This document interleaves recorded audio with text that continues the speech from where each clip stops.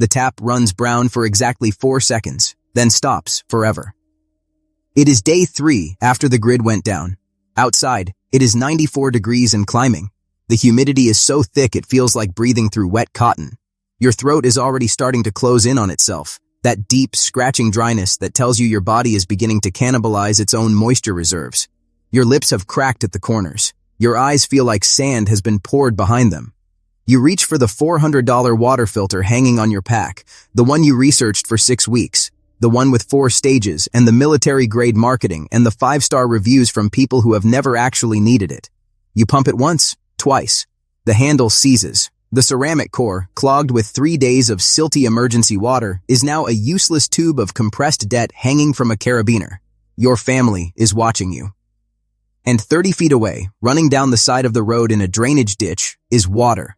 Filthy, parasite-loaded, potentially lethal water. But water. You have the wrong tool. You spent $400 on the wrong tool. And right now, with dehydration beginning to make your vision pulse at the edges, there is a $3 solution that would have saved you, if anyone had bothered to tell you it existed. The water filtration industry is a $4.5 billion machine, and it is engineered, deliberately, strategically, to make you dependent on products you cannot repair, cannot refill, and cannot afford to replace when civilization gets complicated. They sell you ceramic cores that clog. They sell you proprietary replacement filters that cost $60 each and expire whether you use them or not. They sell you pumping mechanisms with O-rings that crack in heat and freeze solid in cold. They sell you complexity because complexity requires maintenance, and maintenance requires purchasing, and purchasing keeps the machine running. A $3 solution does not keep the machine running. You cannot build a $4.5 billion empire on activated charcoal and sunlight. You cannot run quarterly earnings calls on a method that costs pennies and lasts indefinitely. So they bury it. Not in some shadowy government vault, right there in plain sight, in the marketing budgets and the product launch cycles and the survival influencer sponsorships that never, not once, point you toward the aquarium aisle at your local pet store. The World Health Organization knows this method works. The United States military has field-tested this method across 3 continents. Over 40 developing nations use it right now as their primary municipal water strategy for rural populations. And it costs $3, sometimes less. Strip away every brand name, every patent, every color-coded filtration stage, and water safety collapses into a single brutal principle. Pathogens, bacteria, protozoa, viruses, are biological machines. They can be destroyed by heat, by chemical oxidation, and by adsorption onto activated carbon surfaces. That is the entire science. Every $1,000 filtration system in existence is just an expensive mechanical implementation of those 3 principles. The question has never been whether you can purify water cheaply. The question is whether the industry will profit if you know how. They will not. Walk into any aquarium supply store or order online for less than $3 and ask for granular activated carbon. Not carbon block. Not the tablet form. Granular. Loose. The same material that fish tank owners use to pull toxins out of their aquariums because fish, like humans, die in contaminated water. A single pound of this material costs between $1 and $3 and contains enough surface area, and this is scientifically documented, to cover the equivalent of 100 football fields at the molecular level. That surface area acts as a magnetic trap for organic contaminants, heavy metals, chlorine byproducts, pesticide runoff, and the chemical signatures left behind by biological decomposition. But activated carbon alone does not kill living pathogens. This is what the $3 method is, and it is not one thing. It is a system. The U.S. military's field water purification protocol, the same one used when forward operating bases lose access to supply lines, pairs activated carbon adsorption with solar disinfection, a method the WHO officially calls SODIS, solar water disinfection. You take a clear plastic bottle, 1.5 to 2 liters maximum, fill it with the carbon-treated water, lay it flat on a reflective surface under direct sunlight for a minimum of 6 hours, or 2 days if the sky is more than 50% cloudy. The ultraviolet radiation penetrating that bottle denatures the DNA of every living pathogen inside. There are no batteries to die. There is no fuel to run out. There are no moving parts to fail. The sun has been doing this for 4 billion years. Whereas it does not require firmware updates. But here is where most people fail, even with the right materials in their hands. If your water is turbid, Visually murky, sediment-heavy, the color of weak tea, ultraviolet light cannot penetrate deeply enough to reach every organism suspended in the water column. You can have perfect carbon, perfect sunlight, and still drink something alive with cryptosporidium because the light never reached the center of the bottle. This is the pivot point.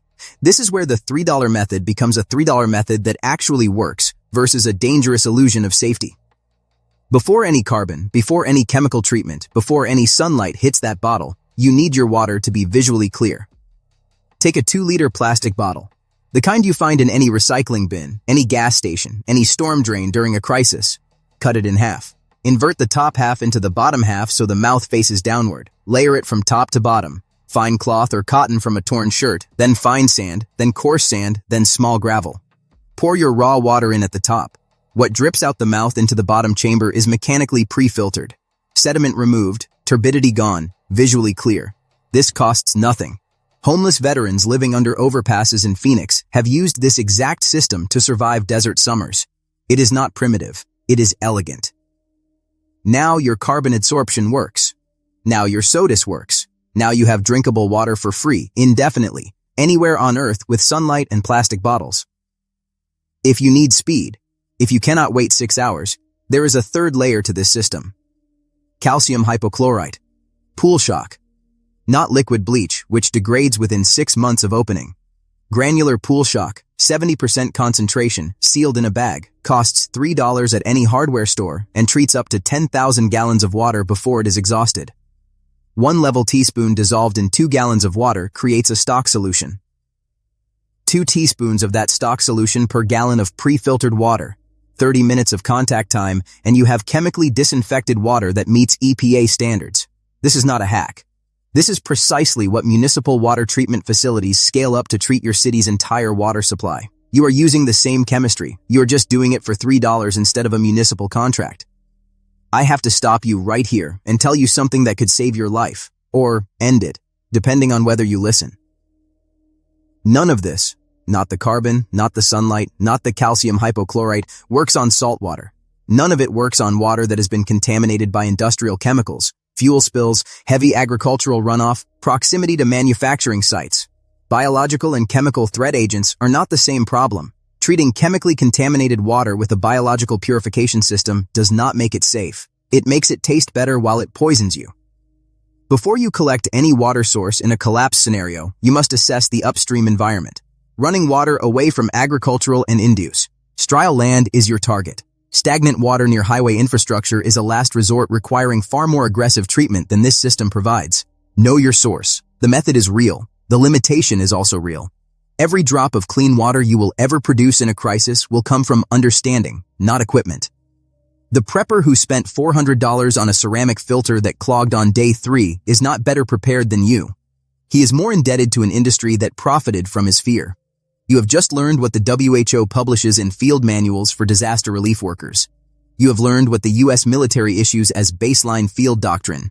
You have learned what a 63-year-old Navy veteran named Ray, who lived rough in 3 cities before getting back on his feet, told me was the only reason he survived 2 winters outdoors without hospitalization.